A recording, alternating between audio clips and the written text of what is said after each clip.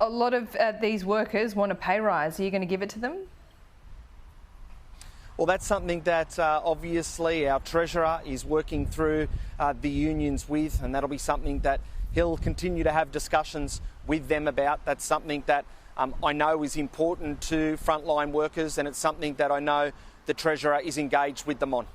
Okay, so again, when it comes to, I know you're impatient, Ryan, but when are we going to see adequate staffing levels? Well, I'd like to see some changes in our emergency departments start to take shape this year, but I want to not preempt what the working group come back with me in terms of advice. I want to make sure that I'm listening to them and taking that advice on. But I am impatient. This is something that I know is critically important. I get to hospitals every single week. Every single week I go to hospitals unannounced. And the feedback that I get time and time again is that staffing and resourcing our hospitals is the most important issue. And that's why I wanted to get this implementation team underway and started as quickly as possible. Yeah, I know you've only had your feet under the desk for a little while, Ryan, so I don't expect you to have the solutions to vaping, but do you recognise this as a major problem in New South Wales, and is it one of your priorities? Well, absolutely, it's one of my priorities, and yes, I do recognise it as a big problem. I come from a health and education background. I know the importance and the role in which our anti-tobacco and anti-smoking legislation has improved the quality of life for so many people. And I am concerned about the level of vaping, particularly in schools. I'm concerned both as a legislator and a policymaker and a dad. I've got a child who's going into in year 7 at high school this year. I'm very concerned, and I'm certainly working actively with New South Wales Health and having a look at options that we can do from a New South Wales Health perspective to make improvements in this area, particularly, Laura, I've got to say, with young people.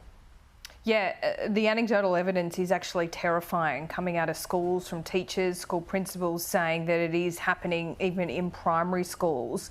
This, to me, Ryan, seems like one of the problems, that we don't really have the hard data as to the extent of the problem across all age groups. Do you agree with that? Yeah, it's a challenge. I'll be brutally honest with you. It is a challenge getting that data. What I've asked New South Wales Health and what I've got some initial advice on is what areas that we might want to focus on. Some discussions I'm having with the Commonwealth has been positive. I've made it clear that this is a concern for New South Wales parents and families. I hear it every day in my own community, and I hear people say to me when I'm out and about that this is a concern if they've got children, particularly in high school. And what we don't want to see is vaping to become the next smoking issue, and we have concerns in the relations to people's health going forward. That's not what we want to see. We want to make sure it's managed and controlled properly. I've got to have some discussions with my other Cabinet colleagues around specific changes, but I am working on possibilities with New South Wales Health. Okay, good. Yeah, I was just about to say that. I mean, you're in one jurisdiction, you can't do it alone. This needs to be right across the country. So how far progressed are those discussions with the federal government and your state counterparts? Well, look, I think they're fairly well progressed. I've had an initial discussion with ministers and Minister Butler, and certainly I know that Minister Hazzard thought this was a very important issue and raised this.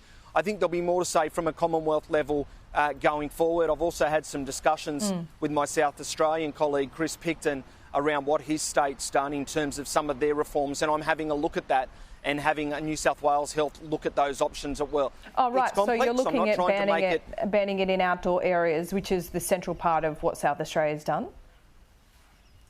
South Australia have done that. I'm sort of looking at it across the board at the moment, Laura. I haven't landed on one particular issue, but I did ask Chris Picton, the South Australia Health Minister, to give me some information about what his jurisdiction had been doing, and I've received that information. I mean, I think it's important that we learn what other jurisdictions are doing. I've said that repeatedly in healthcare for a long period of time, that if other jurisdictions are doing something well, then we need to have a look at that. And certainly this will be an ongoing discussion, not trying to pass the buck, but it is an issue that revolves around national cooperation, and we'll continue to work towards that, whilst at the same time having a look at what we might be able to do at a state-based legislation.